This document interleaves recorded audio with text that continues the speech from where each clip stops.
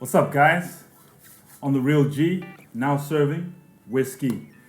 Over the past few episodes, as you saw, we were going through the entire journey of getting you started on your whiskey journey. It's not everything. A lot of it will kind of cover it as we go through the more intimate episodes. Like this one is a very special episode.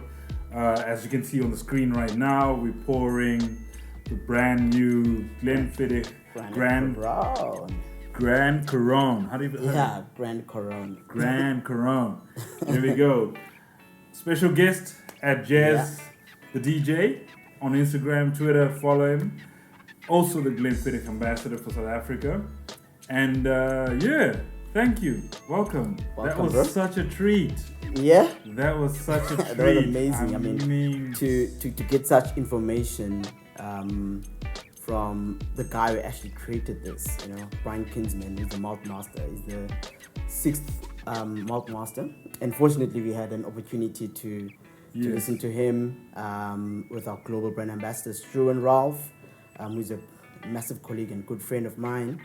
It's just been amazing that the depth of information, whether you are a whiskey fundi or connoisseur, or just entering the whiskey space and wanting to learn. So, that was totally amazing. I definitely felt that. We're putting some of the visuals on the screen as you can see them. That's from the live talk on IGTV Live. I'm sure it's still up. If it is, we'll put the links within the captions as well. And basically, as Jezz has said, we listen through, and I tell you, I'm always learning. Every time I'm watching, listening, just always learning. The marriage of cognac and whiskey in a barrel. Actually, let's not call it a marriage, right? Okay. So, basically what we've done is we've created our own style of whiskey. The Grande Couronne is a 26-year-old. So, as you know, traditionally we'll use the American oak, the European oak, which is ex-bourbon, ex-sherry, depending. My favorites. And then what we've done is, to finish off, we've taken our whiskey and finished off for two extra years. So basically, we matured our whiskey for 24 years, and then we took that marriage, and then we finished it off for an additional 2 years to make it a 26-year-old. So more like the cake was already made, and then it was just the icing was now done over the next 2 years. Yes. Beautiful. Traditionally, not even traditionally, normally we would actually finish these whiskeys between 3-4 months. But with this one, it was basically a continuation of the whiskey of the maturation of the whiskey for another. Basically, the aging going through. That's why it's a 26-year-old. Beautiful. I tell you. Oh man, it's amazing. I know Brian Kinsman personally, and I've spent past 5 years every year except for last year with him. So we would travel to Scotland, we would travel to Denmark, France, Cognac, Bordeaux. He will be there, based on the type of expression that we'll be looking at for that particular year, whether it's part of the experimental series. I remember when we did Fine Cane, which we actually don't have here in South Africa. That was also introduced to us, and I was fortunate that one day he called us and he said, I need you guys to create the Project 20. So I was one of the 20 that actually created that. Tell us about the Project 20. Just an overview. Okay, I always make this analogy. So imagine you're working for a big car brand like Ferrari, and they decide that, listen, you want all the people that are actually representing the brand globally to actually come into one place, and then you get a surprise that, oh, by the way, we want you to create a Ferrari, right? Okay. And he would look after the gearbox, I would look after the tire, the engine, the interior, etc. So that's basically what happened. So what Glenfiddich did is that they called all the global ambassadors. Unfortunately, I was the only African and I was representing Africa. So there is a taste of Africa there, 100%. You see on my no fingerprint. nengi. No nengi. Okay, nengi people, don't hunt me down. And the journey was that we got into the distillery and we went into one of the warehouses and we were basically asked to choose 5 barrels. And you can imagine choosing 5 barrels that actually look the same. So, but then again, there were different years. So you had a 98 there, you had a 2001, you had a 92, etc.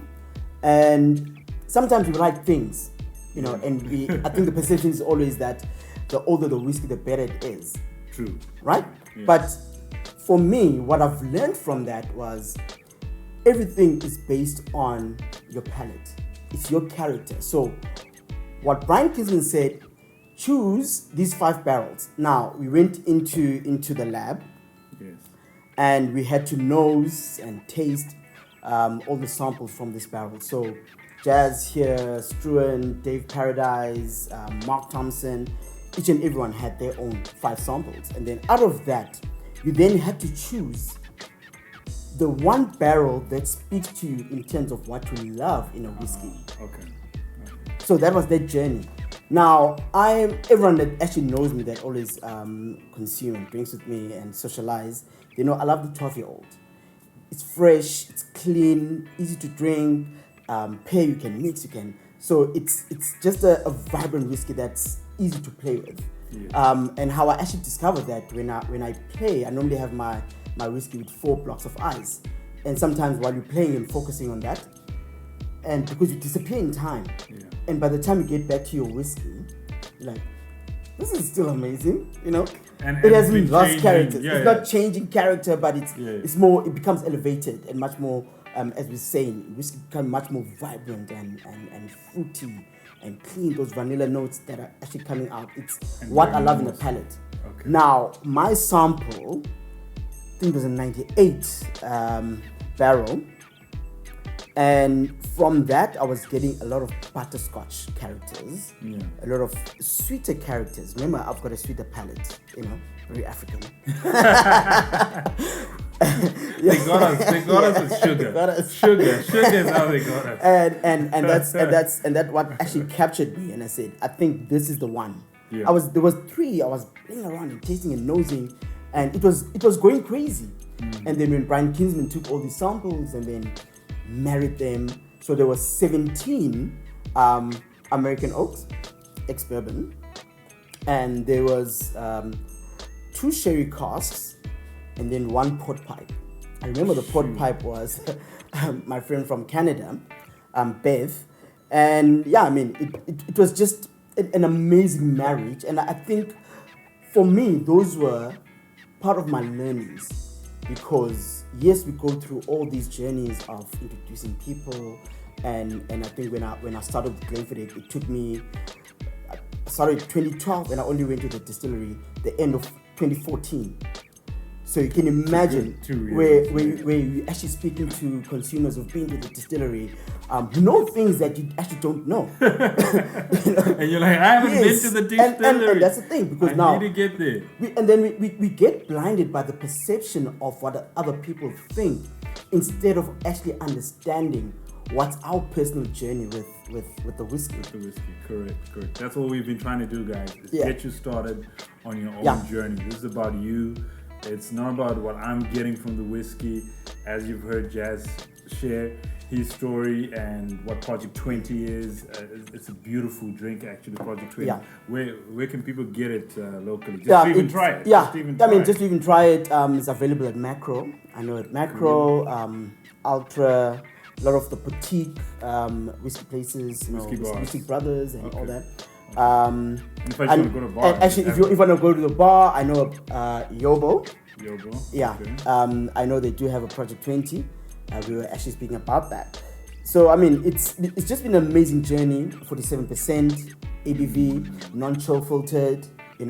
So that journey of that jargon tends to capture you. Because the moment you get used to the normal, I would say, flavor profile of a whiskey, there comes a time where you're like, I want something different. Yeah. And that's why You're when ready I to move to the next step. When I move to something that's not from Speyside, typically like Glenfiddich, I would go to something that's quite peated, from Octomore.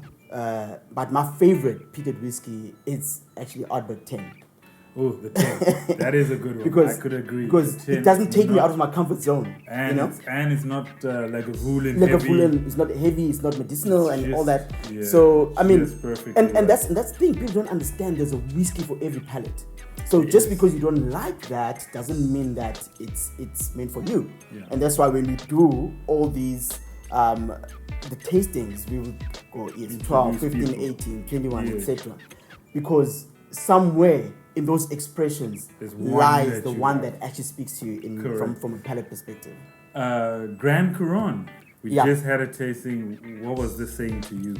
So for me, I think the most amazing part of it is that I was in Cognac, okay? France. In France. Cognac. Yeah. It's not the drink. Yeah. It's a place. It's actually a region. And that's the thing. So I got to experience the whole process of making cognac. We're not talking the commercial cognac. We're talking like, these families that had these family grown. This guy left his Family vineyard. Family vineyard. He was a massive banker, and the wife was executive of Microsoft. And then they decided to actually go to back to the and you see that's the story that tends to entice me when I want to engage with a particular whiskey. And I think when it comes then to Grande Couronne, is that it's literally that journey of being used to the typical Speyside. The DNA is there, but then again, you then add a different flavor profile that sort of gives more warmth. That they call it like the pastry. I mean, if you know French delicacies, they're quite visible, macaron and all that. Yes, definitely quite sweet. A lot of brown sugar that's actually coming out. Coffee cream. So you have all these array of flavors and the fusion of flavors that are actually a flavor profile. If you are more on the sweetish side, you will actually love it. But also, if you love something that's spicy, it's there because a lot of soft spices are coming out. I mean, what's your favorite spice that you just know is Star Hennessy. Yeah. A little bit of licorice in there. Yeah, a lot of licorice coming out. Oh, it's beautiful. And it's beautiful. even in the nose, it's not harsh, it's not overpowering, and I think that 26 years in the barrel tends to sort of soften it up. All those volatile alcohols, they tend to be extremely pungent and overpowering, are not there, but instead you're getting those beautiful softer spices, and that's the beauty about it. And I always say to people, the older the whiskeys that have really gone through a nice journey, where you want to start. If you're starting whiskey, forget about the price. Just get into the experience. Start off at a bar, bro. Start off at a bar, When are we getting it? When are we getting it here? When are we getting it here? We are getting it in May. Inside Scoop. Serving. It will be retailing at about 9K. So if you love Whiskey Brothers, they're gonna be one of retailing, especially from an e-commerce perspective. Whiskey Brothers, NGF is also gonna be getting that. That's Norman Goodfellas. Yes, we're gonna have only a limited stock. Ooh.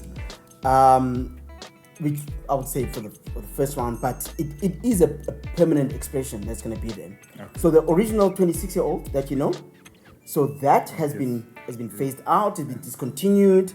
But the nice thing about things that are always discontinued, when you start looking for them, they start disappearing.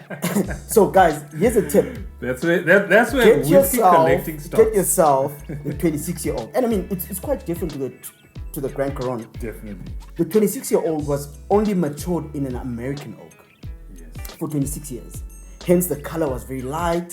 It's sort of darker and nice. Exactly. So you can see the influence of the European oak, and also that 2 years finishing in a conic. And those worried about price, I have a book club. It's called a whiskey club.